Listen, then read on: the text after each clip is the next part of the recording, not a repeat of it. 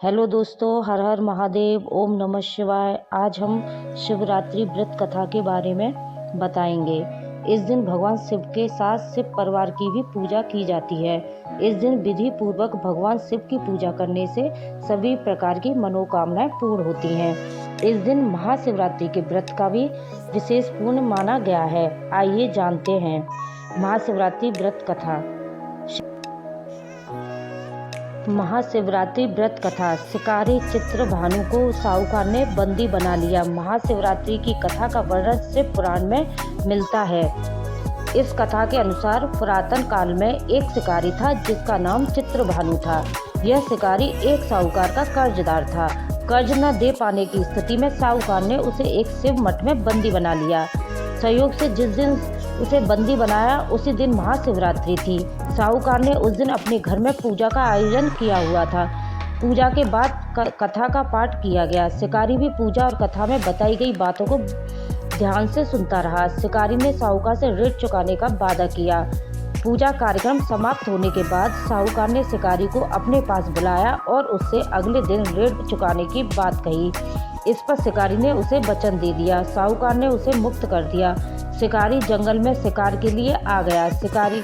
शिकार की खोज में उसे रात हो गई। जंगल में ही उसने रात बिताई। शिकारी एक तालाब के किनारे एक बेलपत्र के पेड़ पर चढ़कर रात बिताने लगा। बेलपत्र के पेड़ के नीचे एक शिवलिंग था जो बेलपत्रों से ढक चुका था। इस बात का शिकारी को कुछ पता नहीं था।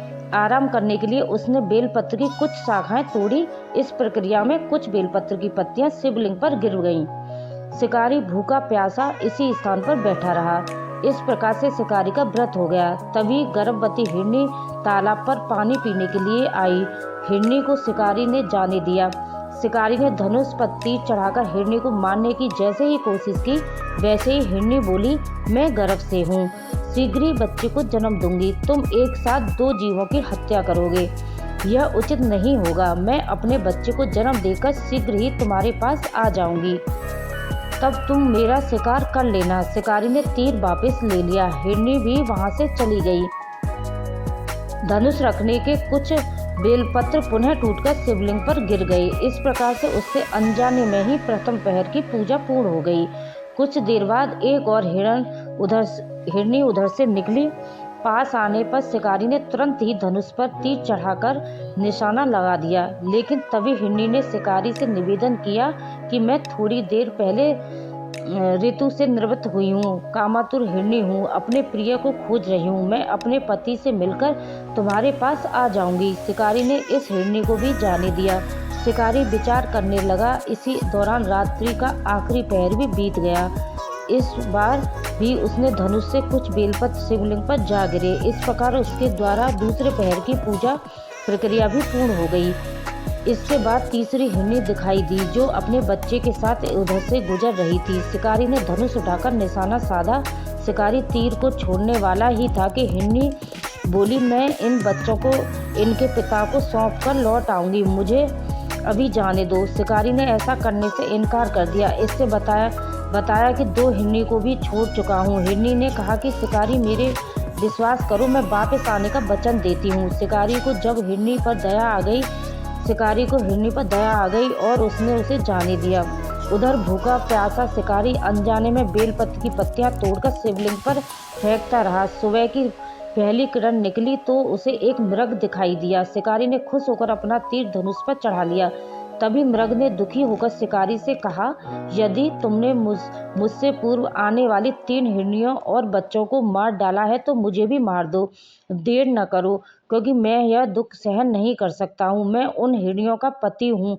यदि तुमने उन्हें जीवन दान दिया है तो मुझे भी छोड़ दो। मैं अपने परिवार से मिलकर वापस आ जाऊंगा। शिकारी ने उसे भी जाने दिया। सूर्य पूरी तरह से निकल आ चुका था और सुबह हो चुकी थी। शिकारी से अनजाने में ही व्रत, रात्रि जागरण, सभी प्रकार की पूजा और शिवलिंग पर बेल पर चढ़ने की प्रक्रिया पूरी हो चुकी थी। भगवान शिव की कृपा से उसे उसका फल तुरंत प्राप्त हुआ। भगवान शिव की कृपा से शिकारी का हृदय बदल गया।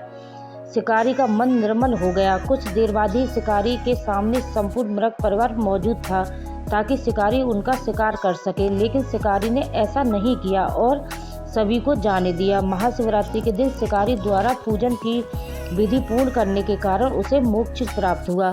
शिकारी की मृत्यु होने पर यमदूत उसे लेने आए तो शिवगणों ने उन्हें वापस भेज दिया। शिवगण शिकारी को लेकर शिवलोक आ गए। भगवान शिव की कृपा से ही अपने इस जन्म में राजा चित्रभानु स्वयं के पिछले जन्म को याद रख पाए और महाशिवरात्रि के महत्व को जानकर उसका अगले जन्म में भी पालन किया। हर हर महादेव। ओम नमः शिवाय।